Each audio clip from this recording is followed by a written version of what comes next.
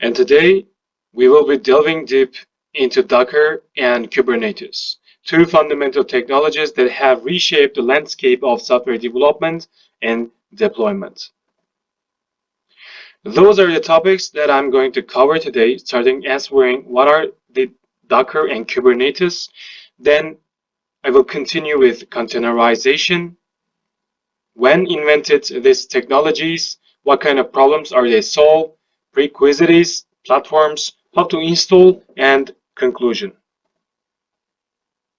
Docker is an open source technology that automates and deployment of applications inside containers, and by providing an additional layer of abstraction and automation of OS level virtualization. It utilizes a client-server architecture. The Docker clients talk to the Docker daemon, which other does the heavy lifting of building, running, and distributing Docker containers. Docker provides a Docker file, a text document that contains all the commands a user could call on the command line to assemble an image and Docker images, which are read-only templates used to build containers. When we run a Docker image, it becomes a Docker container. Containers are instances of Docker images that can be run using the Docker run command. The benefits are Docker includes portability, scalability, and efficiency. Let's talk about containerization. Containerization is a lightweight form of virtualization that deals with encapsulating an application along with its environment, running as an isolated process on the host operating system. Unlike traditional virtualization, which emulates a complete set of hardware resources including the operating system, containerization shares the host system's user space. To better understand this, let's delve in deeper into how traditional virtualization works. In a traditional virtualized environment, we have the infrastructure at the bottom, which is actual physical hardware. Above that, we have the host operating system, and on top of that, we have a hypervisor. The hypervisor's role is to create, run, and manage multiple guest operating systems, or virtual machines. Each VM includes a full copy of an operating system, one or more applications, necessary binaries, and libraries, taking up tens of gigabytes. VMs are slow to boot, and each VM runs not just a full copy of an operating system, but a virtual copy of all the hardware that the operating system needs to run. In contrast, containerization involves encapsulating or packaging up software code and all its dependencies so that it can run uniformly and consistently on any infrastructure. In a containerized environment, we still have the infrastructure and host operating system, but instead of hypervisor, we have a container runtime, such as Docker. Above that, we have container images, which are lightweight, standalone, executable packages that include everything needed to run a piece of software, including the code, a runtime, libraries, environment variables, and config files. Each container shares the host system's user space, but has its isolated space for running the application and related binaries or libraries. Containers are isolated from each other and from the host system. They can't see each other's process or file systems. Containers are smaller than VMs and can handle more applications and require fewer VMs and operating systems. The benefits of containerization includes consistency and reproducibility, isolation, efficiency, and immutability. Now let's move to Kubernetes finally.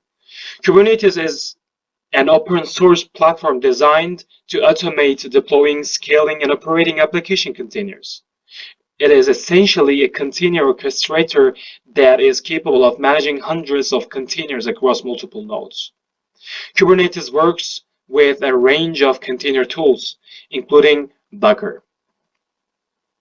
Kubernetes provides several key services like pods, the smallest and simplest units in the Kubernetes object model that you create or deploy. A pod encapsulates an application container, or in some cases, multiple containers. Services, an abstract way to expose an application running on a set of pods as a network service. Volumes, a directory, possibly with some data in it, which is accessible to the container in a pod. Namespace provides a scope for names. Use them to divide cluster resources between multiple users. And deployments, a controller for pods that provides declarative updates to applications. The benefits of Kubernetes includes service discovery and load balancing, which Kubernetes can expose a container using the DNS name or their own IP addresses. If traffic to a container is high, Kubernetes can load balance and distribute the network traffic to help the deployment stable. And storage orchestration. Kubernetes allows you to automatically mount a storage system of your choice, such as local storage, public cloud providers, and so more. Automated rollouts and rollbacks.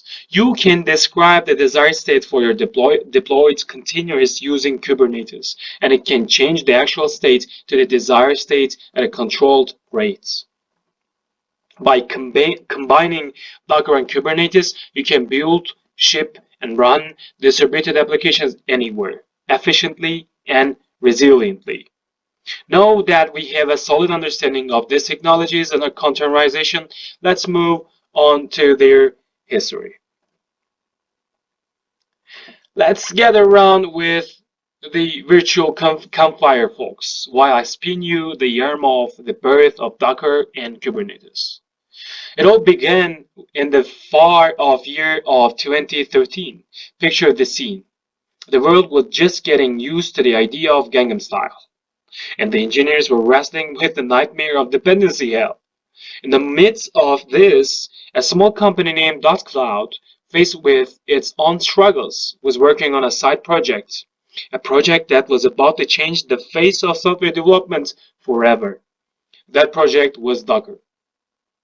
Docker was the brainchild of Solomon Hykes, the founder of xCloud. He initially created Docker to handle xCloud's own needs for consistent and efficient software deployment. When he first presented Docker at PyCon in 2013, people were skeptical. I mean, who wouldn't be? It was like someone saying, hey, you know that complex resource draining problem you have been dealing with? Yeah, I solved it. And it was easy as pie. But as it turned out, Hykes wasn't just blowing hot air. Docker did exactly what is promised and did it well. And so our first hero was born. Now let's forward into a bit to the year of 2014. By this time, Docker was the new cool kid on the block. Everyone wanted it to be its friend. But as we all know, popularity brings its own set of problems. How do you manage a horde of containers? How do you keep track of them, scale them, and keep them secure, which is so important?